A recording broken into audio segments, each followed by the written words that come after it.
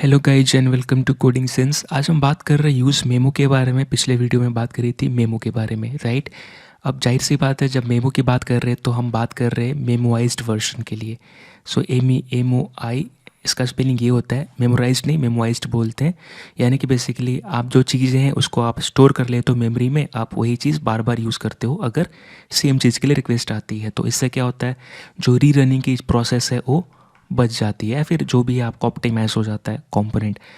एक छोटी सी demo project है जिसमें कि हम लिस्ट को प्रिंट कर रहे हैं, डिफ़ॉल्ट टाइटल है और जैसे चेंज टाइटल करते हैं हम यहाँ पे न्यू टाइटल दिख जाती है, ठीक है। कंपोनेंट वाइज अगर हम देखेंगे तो कुछ ज़्यादा नहीं लिखा मैंने, ऐप कंपोनेंट है और स्टेट है। यहाँ पर चेंज हैंडलर है, बेसिकली जो आप बटन क्लिक करके चेंज कर दोगे स्टेट को, और स्टेट चेंज करते क्या सेट टाइटल कॉल करेगा और टाइटल चेंज हो जाएंगी। टाइटल यही चीज़ मैं कस्टम लिस्ट जो मेरा कस्टम कंपोनेंट है उसमें पास कर रहा हूँ, और लिस्ट पास कर रहा हूँ जिसमें अनसॉर्टेड एरे है, राइट।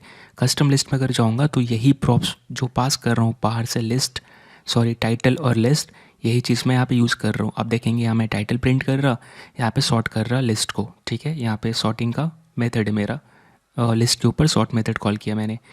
तो ये चीज़ थी। तो हमने पिछले वीडियो में क्या पढ़ा था कि आप अगर अननेसेसरी कंपोनेंट को रन नहीं करना चाहते जो पेरेंट कंपोनेंट से अटैच है, तो आप क्या कर सकते हो, चाइल्ड कंपोनेंट को बेसिकली रैप कर सकते हो रिएक्ट मेमो से, ठीक है। तो मैं वही करने वाला हूँ। मैं इंपोर्ट करूँगा रिएक्ट को, ठीक है, इंपोर्ट रिएक्ट, और उसके बाद मैं इसको रैप कर दूँगा इससे। तो इससे क्या होगा कि ये मेरा कस्टम लिस्ट जो है ये बार बार रेंडर नहीं होगा, ठीक है। और ये हो गया। अब इसके बाद अभी भी चांसेस हैं, क्योंकि होंगी एक रेंडर कब, जब मेरा टाइटल चेंज होगा तो, राइट।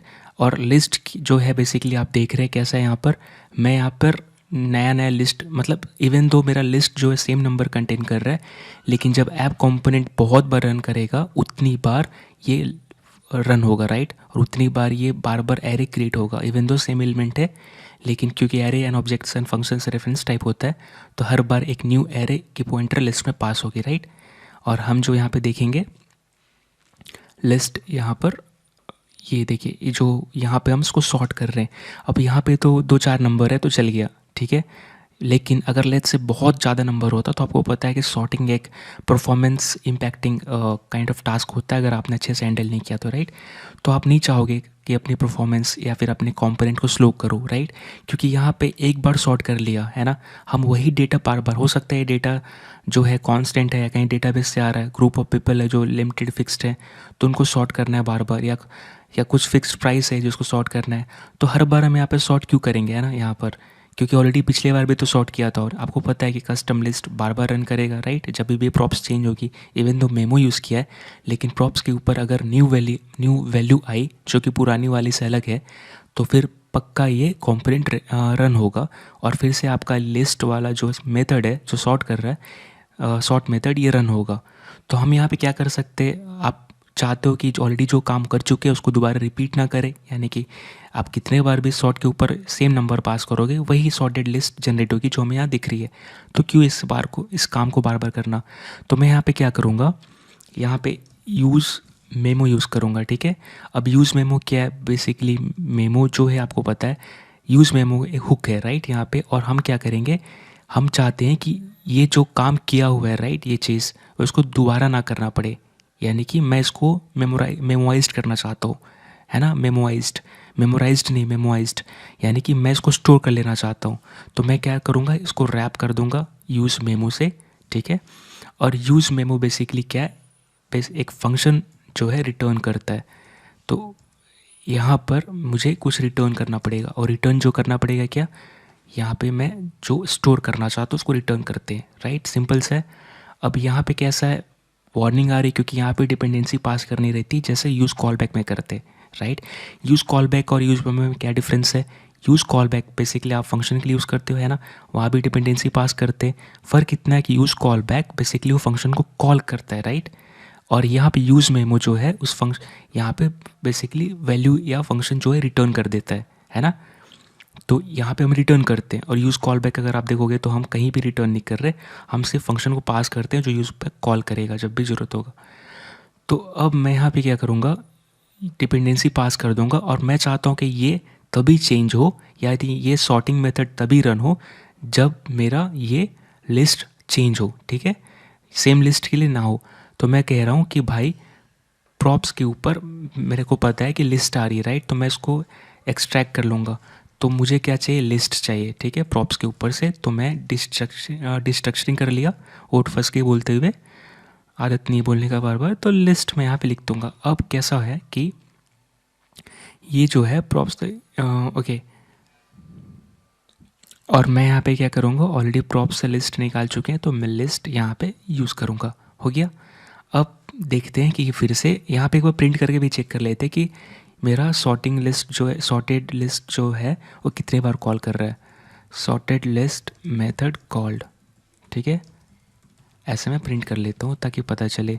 अब मैं रिफ्रेश करके देखता हूँ तो फर्स्ट टाइम तो कॉल करना ही चाहिए, राइट, लेकिन अगर मैं चेंज टाइटल करूँगा तो भी कॉल करना चाहिए यहाँ पे इस कंपोनेंट को, ऐप कंपोनेंट को, राइट, इस सॉरी कस्टम लिस्ट कंपोनेंट दोबारा कॉल होना चाहिए, क्योंकि मैं ये नई वैल्यू जो सेट हो रही है उसको यहाँ पास कर रहा हूँ, है ना, टाइटल जो चेंज हो जाएगी, लेकिन मेरा वैल्यू तो वही रहेगी। तो मैं नहीं चाहता कि मेरा ये वापस रन नहीं हो, राइट, ये रन नहीं होना चाहिए, क्योंकि ऑलरेडी पिछले बार ही तो हमने कैलकुलेट कर लिया और स्क्रीन पे दिख भी रहा है।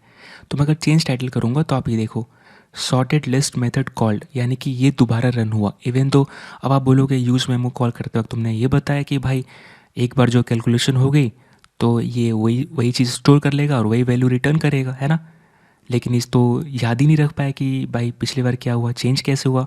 लिस्ट तो मैंने अलग दिया नहीं, लिस्ट में भी सेम वैल्यूज़ आ रहे हैं। फिर इसको रिकैलकुलेट क्यों किया इसने, इसको रीरन क्यों किया। अब ये रीरन हुआ यानी कि बेसिकली लिस्ट के ऊपर सॉर्टिंग दोबारा हुआ और फिर से ये चल गया। रीज़न ये है कि हम यहाँ पे ऐप जेएस के ऊपर जो लिस्ट पास कर रहे हैं वो रेफरेंस टाइप है, और जैसा कि हम जानते हैं कि बेसिकली फंक्शंस या ऑब्जेक्ट या फिर एरे जो है वो रेफरेंस टाइप होते हैं, राइट। और रेफरेंस टाइप बेसिकली स्टोर कैसे होता है, अगर आप बात करें प्रिमिटिव का, तो मैंने वैर एक्स दिया और लिखा 5, तो इमेजिन कीजिए रैम है, रैम, ठीक है, इस रैम में बेसिकली 5 कोई लोकेशन पे स्टोर हो गया और इसका एड्रेस रहेगा कोई भी हेक्साडेसिमल में 5 1 3 ऐसे करके, राइट। अब यहाँ पे एक्स किसको पॉइंट कर रहा है, 0x513, एक रैंडम एड्रेस मैंने दे दिया, राइट। अब जब कितनी बार भी एक्स एक्सेस करोगे तो इसी एड्रेस पे आएगा, उसको यही वैल्यू मिलेगी 5। लेकिन वही अगर मैं वैर वाई करके ऐसे एरे दे दूँ 1, 2, 3, तो ये बेसिकली कहीं भी लोकेशन पे स्टोर हो जाएगा। जैसे स्टोर हो गया 1, 2, 3 यहाँ पर, और इसका एड्रेस था मान लीजिए 712, ठीक है। अब यहाँ पे क्या होगा, अब ये आपका एरे स्टोर हो गया यहाँ पे, लेकिन अब इस एरे जहाँ पे स्टोर है उसका एड्रेस यहाँ पे रहेगा 0x712, और बेसिकली वाई किसको पॉइंट करेगा, इसको पॉइंट करेगा, यानी कि 0x712। अब इमेजिन कीजिए रैम अब बहुत बड़ा है, अब हर बार ये लिस्ट क्रिएट होगा तो इसको रैंडमली कहीं ना कहीं लोकेशन मिलता रहेगा, राइट, और उसी लोकेशन को आपका वेरिएबल पॉइंट करेगा। अब मान लीजिए कि हर बार लिस्ट जब क्रिएट होता है तो इस जो भी आपका आइडेंटिफायर पॉइंट करता है वो एड्रेस होता है, तो आपको नहीं पता, राइट, अगली बार कौन सा एड्रेस मिलेगा। अब वाई आप क्या करते हो, वाई को यूज़ करते हो, फिर आपको एड्रेस मिलता है 712, फिर इस एड्रेस पे जाते हो तब जाके वैल्यू मिलती है। लेकिन प्रिमिटिव टाइप में कैसा होता है, सिंपल, आपको उस एड्रेस पे जाते हो और आपको उस एड्रेस पे वही वैल्यू मिलती है बार बार, इसलिए 5 = 5 हो जाता है, राइट, जो भी है। अब यहाँ पर ऐसा यहाँ पे काम नहीं कर रहा, राइट, यहाँ पे हर बार एड्रेस मिलती है, तो यही एड्रेस अपने को लिस्ट में पास हो रही है, यानी कि लिस्ट में जो पास हो रही है कभी 712, कभी 0x512, कभी ऐसे रैंडम, क्योंकि जितने बार एरे क्रिएट होगा उतना एड्रेस उतने बार रैंडमली उसको एड्रेस मिलेगा, है ना। तो अब यहाँ पे क्या हो रहा है कि यही चीज़ आइटम में यहाँ पास हो रहा है। सॉरी मैंने ज़्यादा उसमें बेसिक डीप में गया था, लेकिन ठीक है, अभी समझने के लिए चाहिए था। तो यहाँ पे रैंडमली क्या हो रहा है, यहाँ पे वो लिस्ट में एड्रेस जा रही है ना, जहाँ जहाँ ये एरे स्टोर होगा, हर बार क्रिएट होता है, हर बार इसको कोई लोकेशन मिलती है, हर बार लिस्ट को जो नया नया एड्रेस मिल रहा है जो ये है, इसलिए इसको पता नहीं चल रहा है कि जो पिछला बार आया था ये था ये था ये था, क्योंकि हर बार इसको न्यू पॉइंटर मिलती है। अब इससे भी बचने का क्या तरीका है, हम इस यहाँ भी यूज़ कर सकते हैं यूज़ मेमो। तो मैं यहाँ पे इंपोर्ट करूँगा यूज़ मेमो, ठीक है। अब मैं यहाँ पे क्या करूँगा, कॉन्स्ट, मैं यहाँ पे लिस्ट आइटम्स करके यहाँ पे लेट्स से मैंने यूज़ मेमो बनाया, और यहाँ पे आपको पता है कि रिटर्न करनी पड़ेगी जो आप स्टोर करना चाहते हो। तो लेट्स से मैं वैल्यू स्टोर करना चाहता हूँ और यहाँ पे मैंने स्टोर कर दिया, और मैं डिपेंडेंसी में ब्लैंक दे रहा हूँ, क्योंकि आपको पता है कि ये वैल्यू आपको वैसी रहनी चाहिए जैसा है, और ये डिपेंड नहीं करती बाहर पर, मतलब इस वैल्यू को चेंज ही नहीं करना। ऐसा नहीं कि भाई इसके मतलब बेसिकली अगर कुछ होता है तो वैल्यू चेंज हो, राइट। तो इसलिए हम इसको ब्लैंक रख रहे हैं क्योंकि इस पर कोई डिपेंडेंसी नहीं है, कांस्टेंट मुझे रखना है। अब मैं लिस्ट आइटम को यहाँ पास कर दूंगा, राइट।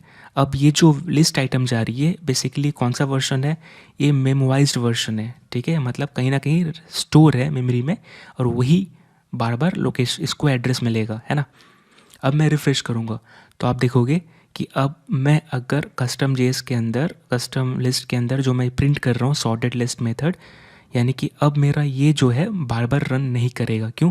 क्योंकि अब जो प्रॉप्स मिल रही है इस पर ये लिस्ट एग्जैक्टली सेम एड्रेस मिल रहा है। उसको पता है कि ओके ये चेंज नहीं हुआ, जो अभी एड्रेस आया था जैसे प्रीवियस मिला था x 0 × 3 4, तो इस बार भी इसको सेम मिलेगा जब कंपोनेंट रिफ्रेश होगा, यानी कि 3 4 3, राइट।